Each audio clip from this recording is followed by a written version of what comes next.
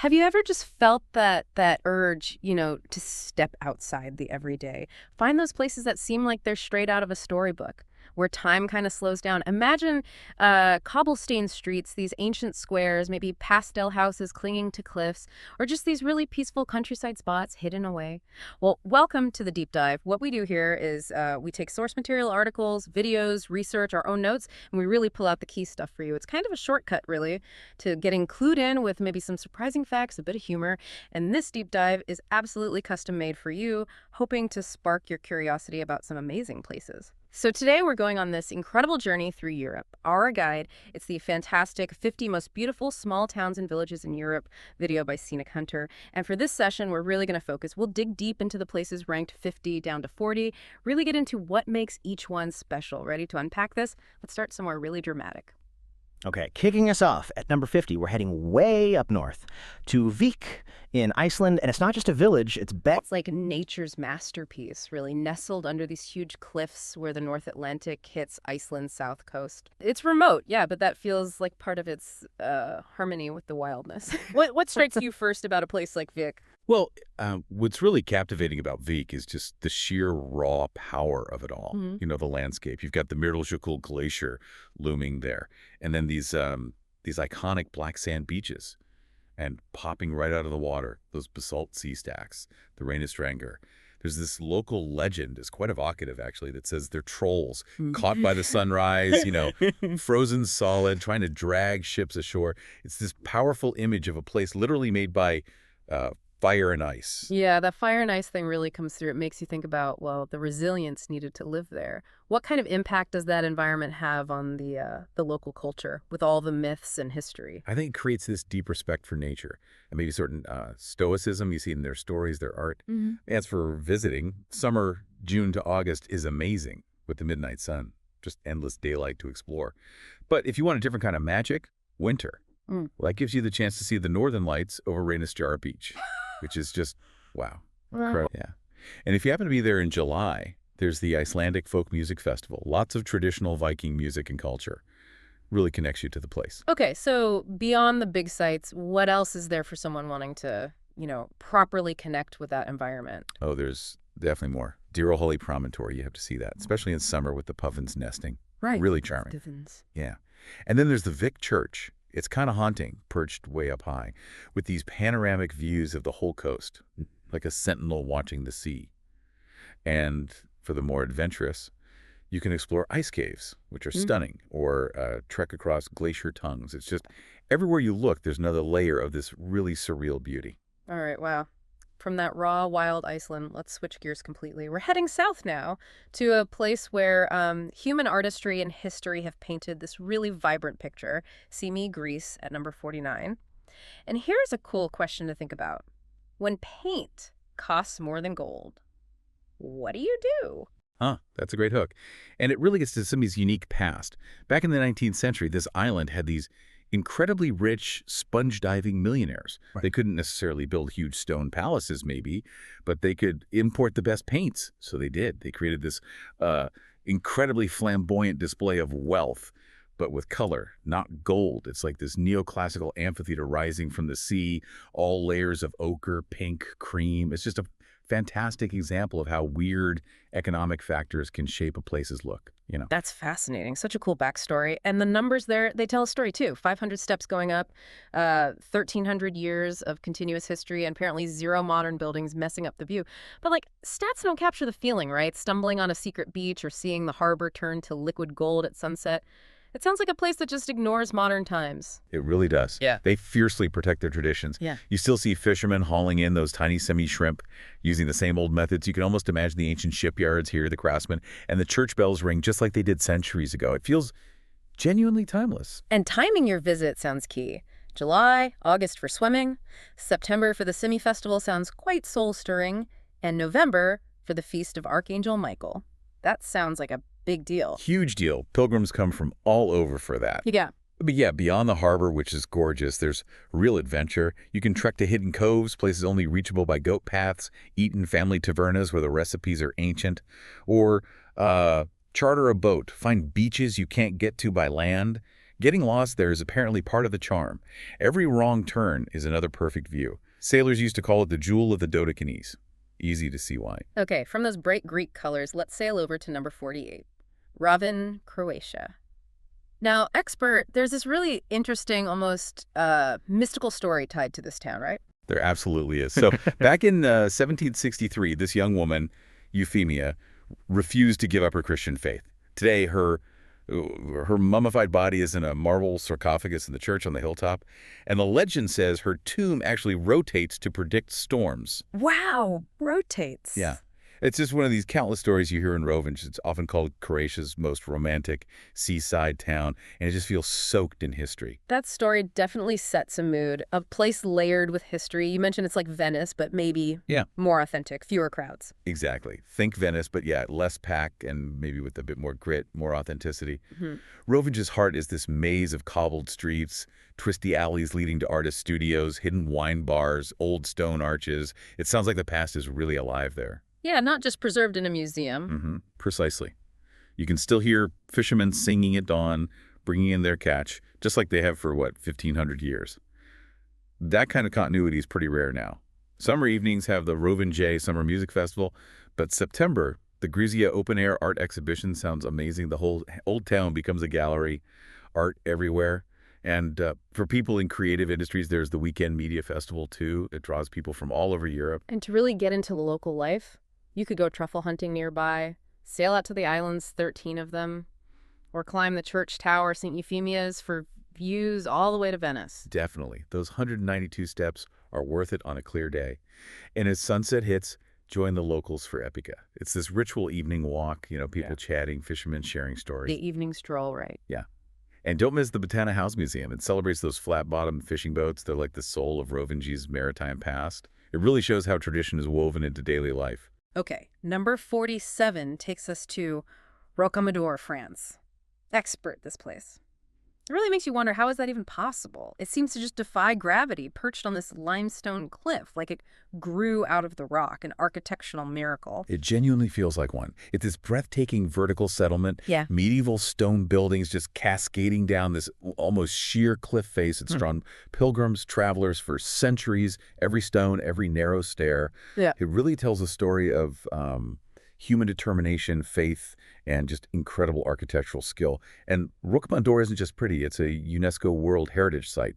It has 7 medieval churches, including the famous Chapel of Notre Dame pilgrims that have been coming for over 1,000 years. Wow. You can climb the Grand Escalier that's 216 steps. Pilgrims used to climb it on their knees. You can really feel the weight of all that history, all that devotion. And it's an incredible testament to what human faith can build, even in the toughest spots. You can almost feel that journey, physically and spiritually. And here's something interesting. 2025 is apparently a good time to visit, as France is doing preservation work on sites like this. Summer, June to September, sounds best for weather. And besides the amazing buildings, you get these stunning views of the Aouzou Canyon, local food like walnut wine and foie gras. It really feels like stepping into a living medieval manuscript. Absolutely. More than just a destination, it's like a time portal. Okay, now for number 46. Let's ask a fun question. What if you could actually sleep in one of those cone-shaped houses? You know, the ones that look like they belong in a fairy tale. Well, you can in Alberobello, Italy. Expert, what's the deal with these unique houses? Ah, yes, the Trulairies. Those iconic limestone houses with the conical roofs. They're UNESCO listed, and yeah, their origin's pretty clever. They were apparently first built back in the 14th century, basically to dodge property taxes. Get out. Really? Yeah. The idea was they could be dismantled quickly if the tax collector showed up. It's this amazing example of practical thinking turning into this totally unique architecture. That is brilliant. Pure genius. And walking through the Rione Monte district with over 1,000 Trullis must be like wandering through a maze. I heard there are weird symbols painted on the roofs too. You're right. They add this extra layer of mystery. These ancient symbols are thought to ward off evil or maybe bring good luck. A mix of practicality and superstition, which makes it even cooler. And yeah, the best way to experience it. Stay overnight in a converted Trullo. Lots of little hotels or B&Bs now. You get the history, but with modern comfort. That sounds amazing. Definitely check out the Trullo Sovrano, too. It's the only 2-story one, and it's a museum now. And, of course, the food. You got to try the Poglian specialties, or orecchiette pasta, the olive oil, burrata cheese. Plus, visit the Chiesa dei Tanti Medici. The basement has the town's old olive oil mill. And a tip, get up really early for photos before the crowds hit. Or maybe visit in winter for festivals like the Living Nativity that truly become the backdrop. Okay, moving on to number 45. Durnstein, Austria. Expert, you painted this picture. Where knights once plotted escape and kings lay imprisoned? It sounds incredibly atmospheric. It really is. Imagine this place rising out of the Danube mists, like a Baroque fantasy set against Austria's best wine region. It's this tiny medieval gem dominating the Washoe Valley. And yeah, the stories of Richard the Lionheart being imprisoned in the castle ruins above, they just echo through the place. So it's got this dramatic history, but what makes it a Baroque fantasy visually? Well, the absolute showstopper is the Abbey Tower. The Durnstein Abbey has this incredible blue and white Baroque tower. It just shoots up into the sky like it's made of painted porcelain. It's this beacon you see from the river guiding boats and wine lovers. It looks so striking against the rugged castle ruins higher up. Right, that contrast. Exactly. And wandering the cobblestone streets, you find these centuries-old wine taverns. They call them Horrigan. Local winemakers pour their own Gruner Veltliner and Riesling straight from the terrace vineyards you see all around. History and wine sounds like a winning combination. So you can hike up to the castle ruins for the views, cycle the Washoe World Heritage Trail along the river, explore hidden courtyards. Absolutely. And autumn sounds particularly beautiful. The vineyards turn golden, the apricot orchards are full. It becomes this sensory paradise in Austria's most scenic wine area. It really shows how much history and beauty can fit into such a small town. Okay, let's jump over to England for number 44. Staithes. Expert, the story that this little fishing village inspired Captain Cook to go to sea. It's quite something, isn't it? What gives Staithes that evocative feel? He is quite something. And it shows how a place can really shape someone's destiny. Staithes is tucked between these big cliffs on the Yorkshire coast. It feels like stepping back in time, really. Rust-colored cottages just tumbling down to the harbor, which is still a working harbor today. It's definitely one of Britain's most photographed spots. Yeah. And what's really interesting is how artists are drawn there. Apparently it's the light. This former smuggler's hideout has this unique quality of light. Ah, the light. Always the light for artists. Exactly. The Staithes group, these impressionist painters, lived and worked there. And you can still feel that creative vibe in the village galleries and studios today. That makes sense, the light drawing them in. And for visitors, you can go fossil hunting on the beaches. Apparently they're full of them, dinosaur era. Or hike the Cleveland Way for coastal views. Yep, both are great options. Or you can duck into the Captain Cook and Staithes Heritage Center, learn about the local history. Then grab some fresh seafood at a harborside restaurant. It's probably most atmospheric from April to October. Fishing boats are busy, local festivals happen. The streets come alive with music, art, and that amazing smell of smoked fish. It sounds like history, art, and daily life are all just woven together there. Right. Number 43 takes us to Colmar, France.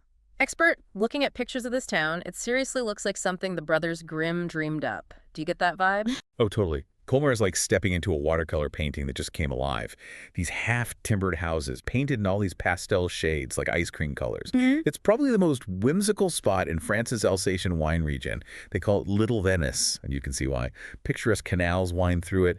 Balconies are overflowing with geraniums. Restaurants right down at water level serving, tart flambe and local Riesling. Little Venice, right? Yeah, apparently its market squares even inspired the look of Beauty and the Beast. Every corner is just perfectly Instagrammable. A real-life fairy tale, then. Does it get even more magical at certain times? It seems like it. Yeah. The peak season is March to October, and apparently during summer there's a light festival where illuminations transform the town at night into this wonderland. You should definitely check out the Unterlinden Museum. It has the famous Eisenheim altarpiece. Or do a wine tasting tour, and maybe a morning boat trip on the canals. Local guides share stories, ducks paddle alongside. Sounds delightful. Absolutely. Okay, next up, number 42. Mdina, Malta. Expert, this sounds incredibly ancient. Europe's finest example of an ancient walled city, the Silent City. 4,000 years of history. Yeah, it's seriously old. Yeah. Perched on Malta's highest hill, Mdina just commands the landscape. It's this medieval fortress, golden limestone walls, and 4 millennia of history. Right. Romans, Arab rulers, the Knights of Malta, they all walked these narrow, lamplit streets.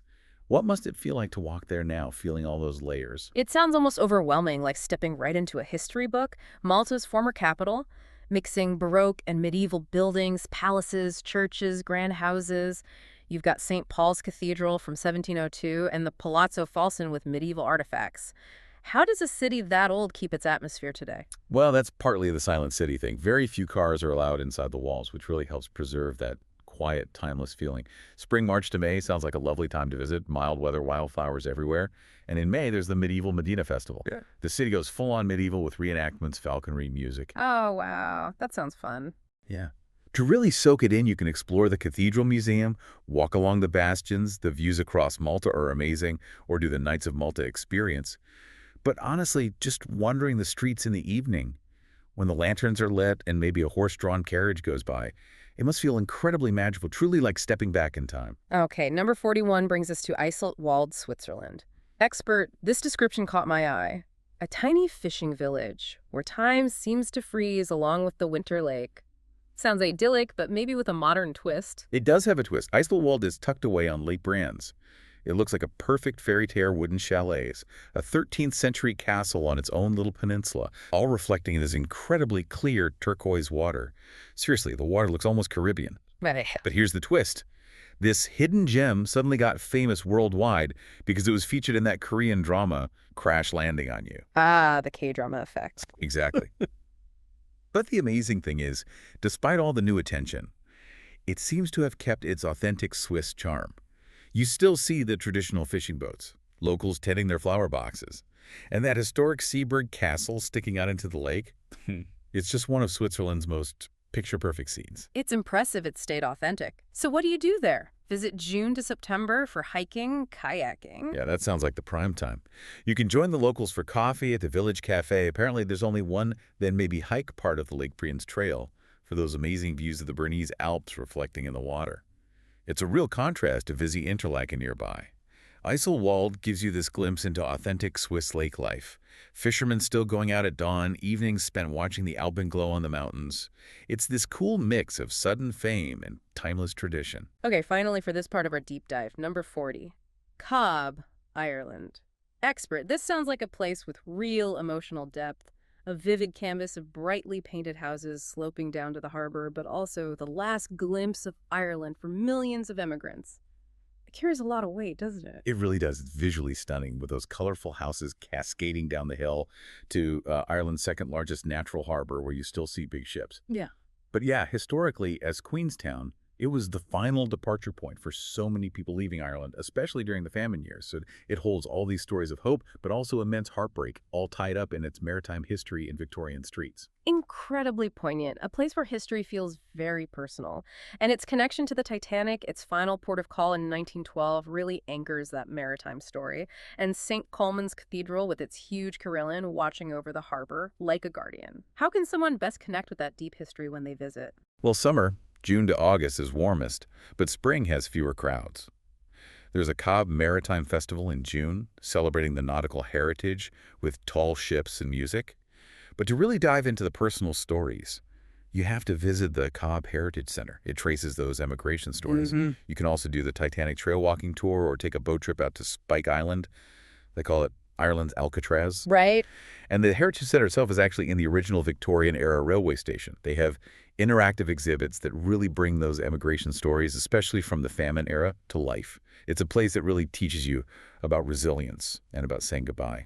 Wow, what an incredible journey that was. Just those first 11 towns, from Vic's black sands to Cobh's colorful slopes. We've touched on these unique stories, traditions, just breathtaking scenery. These really are places where time seems to slow down, aren't they? Places where you can absorb new stories and, maybe make some of your own. Absolutely. Each one's so distinct, yet they all offer that escape, that connection to something deeper. And as you think about these places, Vic, Symi, Rovinj, all the way to Cobh, remember, they aren't just spots on a map. They're like living portals, gateways to history, to human ingenuity, human faith. It makes you wonder, doesn't it? What other hidden gems are out there, maybe just beyond your own horizon, waiting to be discovered? Definitely food for thought. Well, we really hope you enjoyed this deep dive. If you want more informative travel guides, explorations like this one, videos that really bring these places to life, you should definitely subscribe to Scenic Hunter. And please do go watch the source video, 50 Most Beautiful Small Towns and Villages in Europe, over on the Scenic Hunter channel. Let them know in the comments which towns you'd love to explore next, or maybe which ones from this list captured your imagination.